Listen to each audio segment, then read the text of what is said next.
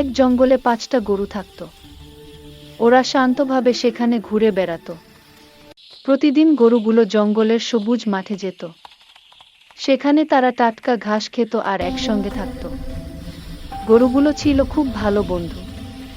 তারা ঠিক করেছিল, যা করবে সবাই মিলে করবে, একসাথে থাকবে। তাই কেউ গরুগুলোকে আক্রমণ করতে পারত না। জঙ্গলের সিংহরা গরুগুলোকে খেতে চাইত, কিন্তু গরুগুলো সবসময় একসঙ্গে থাকায় সিংহ কিছুই করতে পারত না। একদিন ৫টা গরুর মধ্যে ঝগড়া লাগে। গরুগুলো একে অন্যের সাথে মারামারি শুরু করে।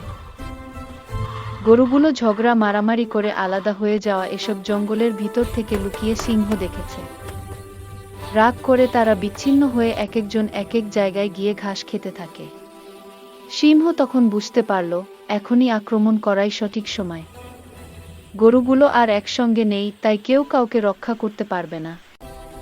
সিংহরা আক্রমণ করে একটা একটা করে সব গরুকে মেরে খেয়ে ফেলল।